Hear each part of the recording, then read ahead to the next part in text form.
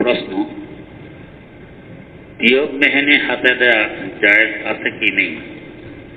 Tube মেহেনি হাতে দেওয়ার কিছুদিন পর গোসা দিলে চামড়ার মতো উঠে যায়, এক্ষেত্রে এসব মেহেদি হাতে দেওয়া কি জায়েজ হবে? উত্তর, এর উপরে একটা আবরণ পড়ে, হাতের চামড়ার উপরে মেহেদির একটি আবরণ পড়ে। আবরণের ভিতরে পানি ঢুকতেও পারে, নাও ঢুকতে পারে, সন্দেহ আছে।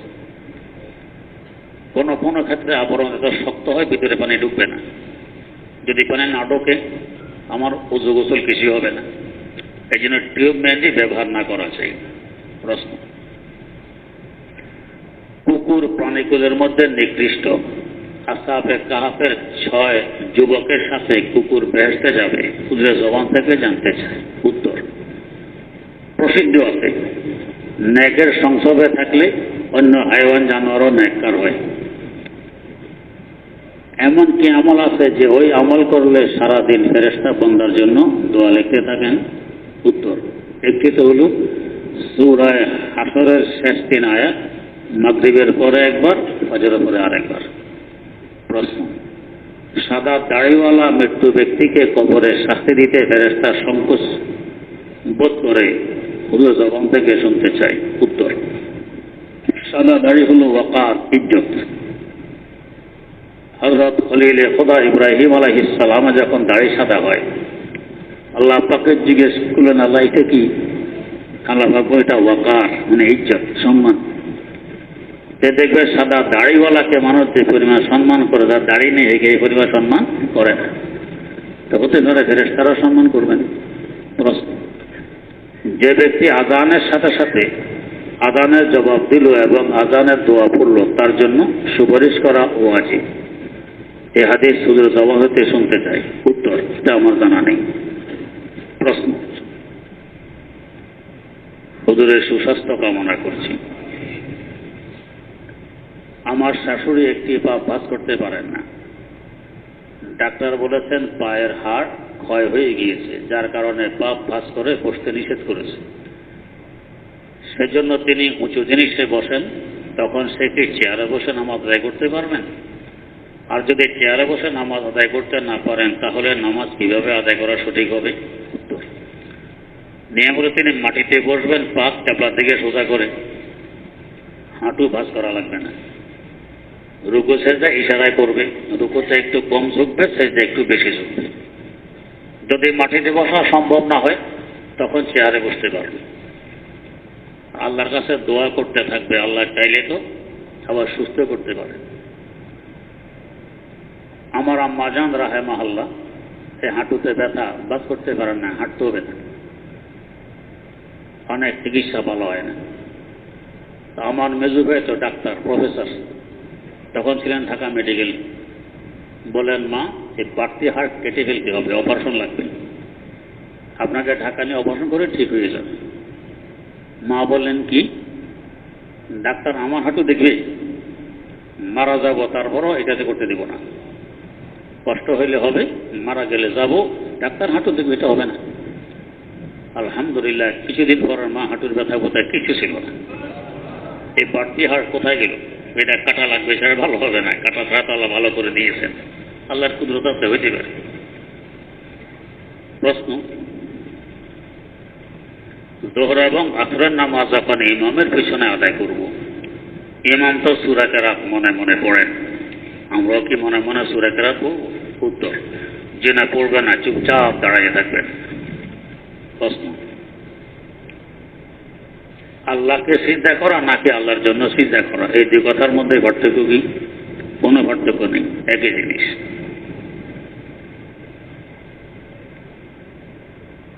প্রশ্ন, আমি একজন আলেম থেকে শুনেছি রাসূল সাল্লাল্লাহু আলাইহি সাল্লাম একজন মুসলিমের লাশ দেখেছিল, তখন দাঁড়িয়ে যান। আবার একজন ইহুদির লাশ যাচ্ছিল, তখনও তিনি দাঁড়িয়ে যান। একজন সাহাবী তখন বললেন, হুজুর এ তো ইহুদি।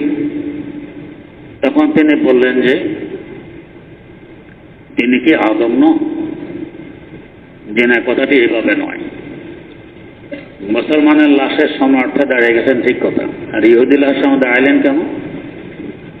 ইহুদি কাফের লাশ যাবে আমার মাথার উপর দিয়ে, এটা হয় না।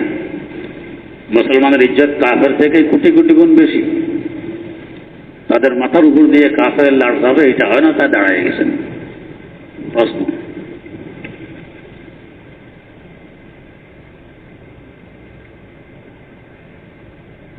বোঝা যায় না কি লেখে। একজনের একটি বাড়ি আছে যেখানে সে পাড়ায় থাকে, আর একটি জমিন আছে যা সে বাড়ি বানানোর জন্য ক্রয় করেছে। তার ওই জমি ছাড়া আর কোনো নগদ টাকা নেই। তাহলে তার উপর কি ওই জমির কারণে কোরবানি ওয়াজিব হবে? উত্তর, যদি বাস্তবে জমির মূল্য নেশাব পরিমাণ হয় তো ওয়াজিব হবে। প্রশ্ন, আল্লাহ তাআলা আপনাকে নেক হায়াতের মধ্যে ভরপুর বরকত দান করুন। কোন আমল নিয়মিত করলে রাসূল সাল্লাল্লাহু আলাইহি ওয়াসাল্লামের জিয়ারত স্বপ্ন যুগে নিশ্চিত হবে? উত্তর, এই দুঃসাহসিকতা না করা চাই। জোর জবরদস্তি আমলের মাধ্যমে তার জিয়ারত করবো, দুঃসাহসিকতা না করা চাই। তার সুন্নত মোতাবেক চলতে থাকবো, আল্লাহ কিসমতে রাখলে জিয়ারত হবে, না রাখলে হবে না। প্রশ্ন,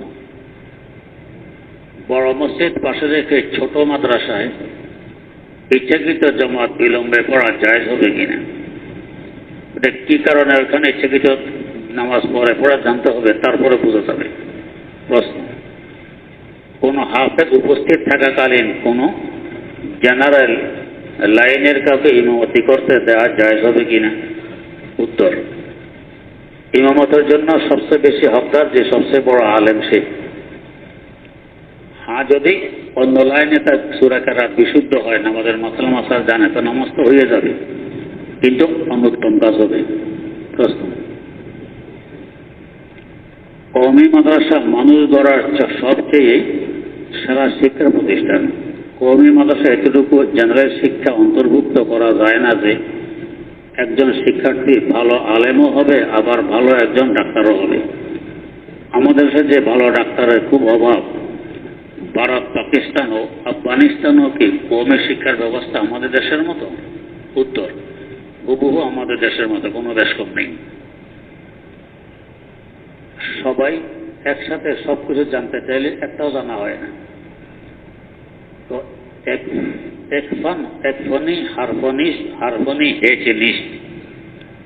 এক বিষয় পারদর্শী, সে বাস্তবে পারদর্শী, আর সব বিষয় জানার দাবি করে তো একটাও জানে না। ইঞ্জিনিয়ারকে যদি বলা হয় ইঞ্জিনিয়ার কেন চিকিৎসা করতে পারে না, সেও কিছু চিকিৎসা করুক। ডাক্তারকে যদি বলা হয় ডাক্তার সাহেব কেন ইঞ্জিনিয়ারিং জানে না, বিল্ডিং কিভাবে বানায়, সেও কিছু এগুলো শিখুক। এটা কোনোদিন হয় না। ডাক্তার নিয়ে থাকবে, ইঞ্জিনিয়ার নিয়ে থাকবে, তো আলেমও তার এলেম নিয়ে থাকবে। হ্যাঁ, এখন প্রশ্ন, দুনিয়া চলবে কিভাবে? ডাক্তার যেভাবে চলে, ইঞ্জিনিয়ার যেভাবে চলে, আলেমও সেভাবে চলবে। ডাক্তার কার ভাষা খায়? আপনার আমারই। ইঞ্জিনিয়ার কার ভাষা খায়? আপনার আমার। তো আলেমও খাবে আপনার আমার ভাষা, অসুবিধা কি? প্রশ্ন, আমার শ্বশুর ব্যাংকার ছিলেন, শহরের একদম প্রাণকেন্দ্রে তার জমি আছে, তিনি মারা গিয়েছেন, এই জমিকে আমার স্ত্রী ও সন্তানদের জন্য হালাল হবে? উত্তর, যদি তিনি হালাল পয়সার মাধ্যমে এই জমি সংগ্রহ করে থাকেন তো হালাল হবে, আর সম্পূর্ণ হারাম পয়সার মাধ্যমে সংগ্রহ করলে হালাল হবে না। আল্লাহ তাআলা হুজুরের সহায়তা আমাদের উপর দীর্ঘ করুন। প্রশ্ন, 4 রাকাত বিশিষ্ট নামাজ শুধু শেষের 1 রাকাত পেলে বাকি নামাজ কিভাবে পূরণ করব? উত্তর, ইমামের সালাম ফিরানোর পর দাঁড়িয়ে যাবেন, উভয় দিকে সালাম ফিরানোর পর। আমরা সাধারণত একদিকে সালাম ফিরে দাঁড়িয়ে যাই, এটা নিয়ম নয়। উভয় দিকে সালাম শেষ হবে, তারপর দাঁড়ানো নিয়ম।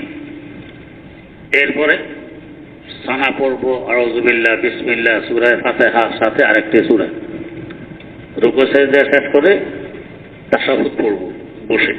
এই 2 রাকাত হলো, 1 রাকাত ইমামের সাথে কেরাত ছাড়া, আর 1 রাকাত আমার একা কেরাত সহ। তাশাহুদ শেষ করে দাঁড়ায় আবারও আউযুবিল্লাহ, বিসমিল্লাহ, সূরা ফাতিহা আরেকটি সূরা মিলাবো, রুকু সিজদা শেষ করে উঠে আরেক রাকাত পড়ব, শুধু সূরা ফাতিহা দিয়ে কেরাত পড়ব না। আমার প্রথম রাকাত হবে ইমামের সাথে কেরাত ছাড়া, শেষ রাকাত হবে একা একা কেরাত ছাড়া, মধ্যখানে 2 রাকাত হবে কেরাতওয়ালা। প্রশ্ন, আমার পিতা মাতা বহু বছর পূর্বে মারা গিয়েছেন, আমি নিয়ত করেছি তাদের ইসালের সওয়াবের আশায় আমাদের এলাকার লোকদের একবেলা দাওয়াত করে খাওয়াবো, এতে কি আমার মা বাবা কবরের সওয়াব পাবে? উত্তর, একলাসের সাথে এবং যদি খাওয়ান তো সওয়াব পাবে। প্রশ্ন, আমার বাবার মৃত্যুর পর আমি মসজিদে একটি টিউবওয়েল দেওয়ার জন্য আমাদের চেয়ারম্যানকে 10,000 টাকা দিয়েছিলেন।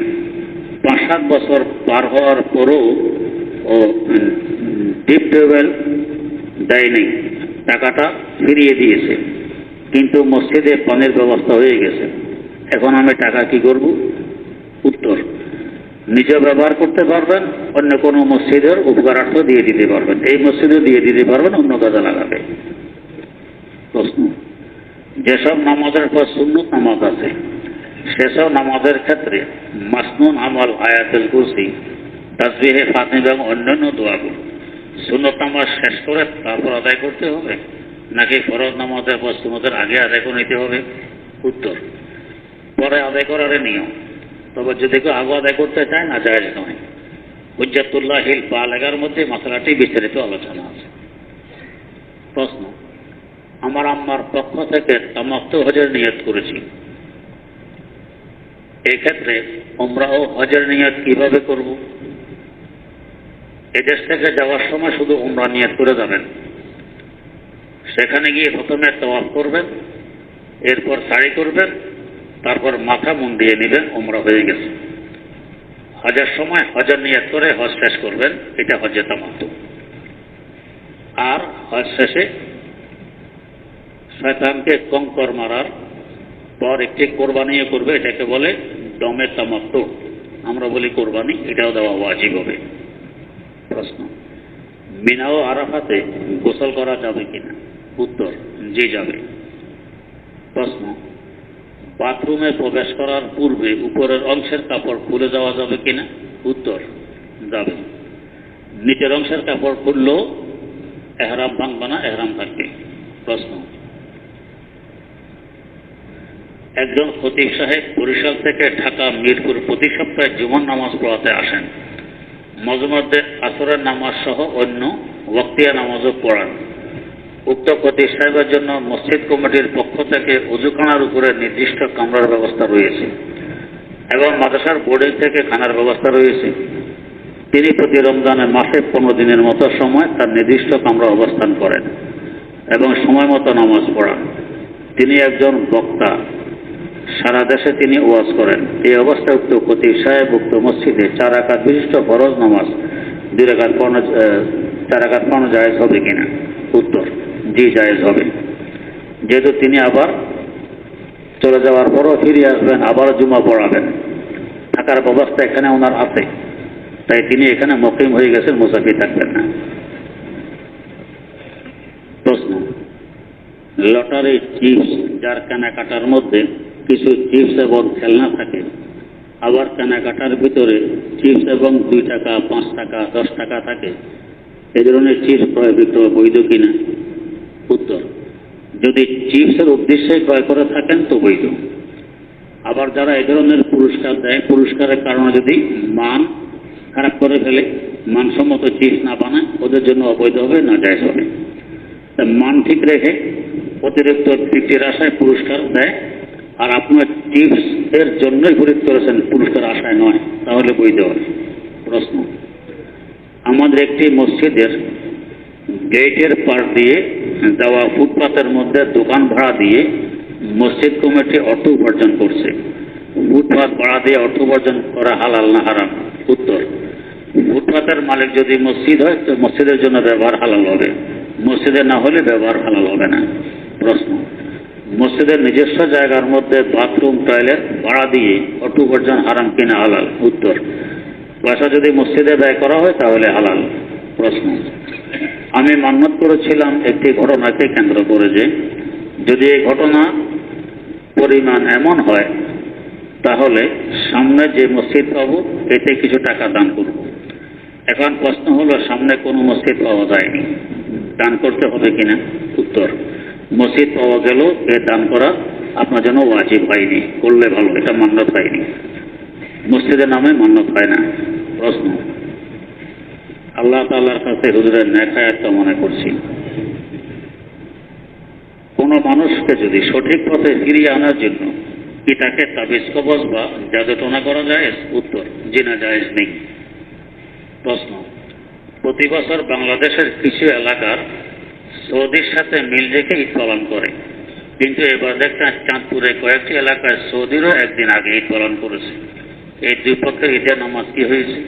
উত্তর, সারা বিশ্বে একদিন ঈদের নামাজ পড়ার জন্য এক গ্রুপ আছে, উঠে পড়ে লেগেছে। সারা বিশ্বে একদিন ঈদ করলে সারা বিশ্বের মুসলমানদের মধ্যে ঐক্য সৃষ্টি হবে, এটা একটা খোড়া যুক্তি। আমরা যে একসাথে নামাজ পড়ি, এ সবার মধ্যে কি ঐক্য আছে? নেই। তো একদিন ঈদ করলে ঐক্য হয়ে যাবে? আপনার কাছে কি ওহী আসছে? সৌদিয়ারা আমাদের একদিন আগে চাঁদ দেখে, সাধারণত কখনো 2 দিন আগেও দেখে। ওরা চাঁদ দেখে ঈদ করবে, ধরেন আজকে চাঁদ দেখেছে, আমার থেকে তাদের সময় 3 ঘন্টার ব্যবধান, আমাদের এসার সময় তাদের মাগরিবের সময়, ওই টাইমে তারা চাঁদ দেখল। তাদের সংবাদে আমরা ঈদ করলে আগামীকাল সকাল 7টায় আমরা ঈদ করবো ধরেন, ওরা তো পড়বে আরো 3 ঘন্টা পরে, তাহলে আগ পরে তো হইলে একসাথে হইলে কিভাবে? তো চাঁদ দেখলেও ওরা আগে নামাজ পড়ে ফেলছে, আমরা আগে, এটা ঐক্য হইল? উল্টা নয়। এই ব্যাপারে আগামী শনিবারের পরের শনিবার ইঞ্জিনিয়ারিং ইনস্টিটিউটে একটি গুরুত্বপূর্ণ সেমিনার আয়োজন করা হয়েছে। সকাল 9টা থেকে দুপুর 1:45 পর্যন্ত চলবে। সকাল 9টা থেকে দুপুর 1:45 পর্যন্ত চলবে। ইঞ্জিনিয়ার্স ইনস্টিটিউশন বাংলাদেশ, এখানে রমনায়।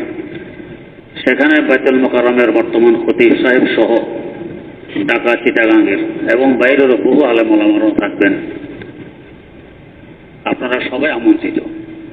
প্রশ্ন, আমাদের মসজিদের প্রতিষ্ঠাতার ছেলে হঠাৎ লামাযহাবী হয়ে গিয়েছে। সে নিয়মিত মুয়াজ্জিনি করে, একামতে হাইয়া আলাস সালাহ, হাইয়া আল ফালাহ একবার করে বলে। জুমার দ্বিতীয় আযান মিম্বরের সিঁড়ি বরাবর না দিয়ে সে যেখানে দাঁড়ায় সেখান থেকে দেয়। খতিব সাহেব কিছু বলে না, এক্ষেত্রে নামাজে কোনো সমস্যা হবে কি? নামাজ তো হয়ে যাবে, তবে হাদিস শরীফ আছে আযান দিবে বাইনা ইয়াদাইল খতিব, খতিবের সামনে। হে না আহলে হাদিস, হাদিস মানে তো বাইনা ইয়াদাইল খতিব যে হাদিসে আছে, এটা মানলো কই? মানাতে হয়নি। প্রশ্ন, লামাযহাবের বড় আলেম আসাদুল্লাহ গালিব ঈদের নামাজ চেয়ারে বসে পড়িয়েছেন। প্রশ্ন হলো, মুসল্লি মাটিতে সেজদা দিল আর খতিব চেয়ারে বসে ইশারায় সেজদা দিল, নামাজ কি হবে? নামাজ যদি নাও হয় তো আহলে হাদিসের নামাজ হয়নি। আপনার তো ঠিক আছে, আপনার তো হানবী, আল্লাহ হেফাজত করুন। প্রশ্ন, আল্লাহ আপনাকে ও সকল মুসলমানকে হায়াতে তৈয়বা দান করুন। আমি আমার স্ত্রী অসুস্থ, আল্লাহ পাক সবাইকে সুস্থ করে দেন। এক ব্যক্তি ওলামায়ে কেরামকে গালি দিয়েছে, তাকে কি করা চাই? দোয়া করবেন যাতে আল্লাহ হেদায়েত দেন। যে ওলামায়ে কেরামকে এলেমের কারণে গালি দিলে ঈমান থাকে না। বিভিন্ন কিতাব খুলে দেখুন, বিশেষ করে ফতোয়া আলমগীরিয়া খুলে দেখুন, ঈমান থাকে না, ঈমান চলে যায়। ঈমান চলে গেলে তার স্ত্রী মুমিন হয়ে গেছে কাফের, কাফের মুমিনে বিয়েও টিকে না, স্ত্রীও আর রয়নি। পরে যদি আবার ঈমান নবায়নও করে, স্ত্রীতে একবার গেছে, আবার বিয়ে করা লাগবে, কঠিন অবস্থা। আল্লাহ হেফাজত করুন। আলহামদুলিল্লাহ রাব্বিল আলামিন والصلاة والسلام على أشرف الأنبياء والمرسلين سيدنا ومولانا محمد وعلى آله وأصحابه أجمعين ربنا آتنا في الدنيا حسنة وفي الآخرة حسنة وقنا عذاب النار ربنا لا تزغ قلوبنا بعد إذ هديتنا وهب لنا من لدنك رحمة إنك أنت الوهاب رب ارحمهما كما ربياني صغيرا رب ارحمهما كما ربياني صغيرا আয় আল্লাহ, মেহেরবানি করে জিন্দেগির সমস্ত গুনাহ খাতাগুলো ক্ষমা করে দেন। আল্লাহ সর্বপ্রকার গুনাহ থেকে আমাদের হেফাজত করুন, ফিতনা ফাসাদ থেকে হেফাজত করুন। জালেমের জুলুম থেকে, অনিষ্টকারী অনিষ্ট থেকে, হিংসুটের হিংসা থেকে, দুশ্মনের দুশ্মনী থেকে, অত্যাচারের অত্যাচার থেকে, শত্রুর শত্রুতামি থেকে, চোরের চুরি থেকে, ডাকাতের ডাকাতি থেকে, মস্তানের মস্তানি থেকে আল্লাহ মেহরবানি করে আমাদের হেফাজত করুন। আল্লাহ দুশ্মনকে দোস্ত বানায় দেন, আপসে মিলমিলাপের সাথে চলাফেরা করার তৌফিক দেন। আমাদের অন্তর থেকে হিংসা বিদ্রোহ দুশ্মনীকে দূর করে দেন। এক মুসলমানের জন্য আরেক মুসলমানের মহব্বত পয়দা করে দেন। আল্লাহ আমাদেরকে আপনার বানায় নিন, আপনি আমাদের হয়ে যান। আয় আল্লাহ কদমে কদমে দস্তগিরি ফরমান। মেহরবানি করে ঈমানের সাথে দুনিয়া থেকে বিদায় গ্রহণ করার তৌফিক দেন। আল্লাহ মৃত্যুর যন্ত্রণা থেকে হেফাজত করুন। রহমতের বাতি দিয়ে কবর অন্ধকারকে দূর করে দেন। আল্লাহ কোরআনে কারীম দিয়ে কবর একাকিত্বকে দূর করে দেন। আল্লাহ হাসর মাঠে একটু শীতল ছায়া নসিব ফরমান। প্রচন্ড পিপাসার দিনে পয়গম্বরের হাতে হাউজে কাউসারের শরবত নসিব করুন। আল্লাহ বিনা হিসাবে জান্নাতুল ফেরদাউসের মালিক বানাই দিন। মাওলাই কারীম জীবনের সকল ন্যায় দোয়াগুলোকে কবুল করে নেন। ताबद या रब से तू मन लुत्फ हादारम उम्मीद, ताबद या रब से तू मन लुत्फ हादारम उम्मीद, अस्तुगर उम्मीद बुदम अस्कु जादारम उम्मीद, अस्तुगर उम्मीद बुदम अस्कु जादारम उम्मीद, जीत तम उम्र बसे चो दुश्मना दुश्मन मगीर बेवफा ये करदा हम अस्तु वफादारम उम्मीद, बेवफा ये करदा हम अस्तु वफादारम उम्मीद। हम तो दे दे मन गुना कर दम तो पूछे दीजे लुत्फ, हम तो मैदाने के अस्तु मन चाहा कर दम उम्मीद, हम तो मैदाने के अस्तु मन चाहा कर दम उम्मीद। रब्बना तक़ब्बल मिन्ना इन्नका अंतस समीउल अलीम व तुब अलैना इन्नका अंतत तव्वाबुर रहीम। सुब्हान रब्बिका रब्बिल इज्जति अम्मा यसिफून व सलामुन अलल मुरसलीन वल्हम्दुलिल्लाहि रब्बिल आलमीन।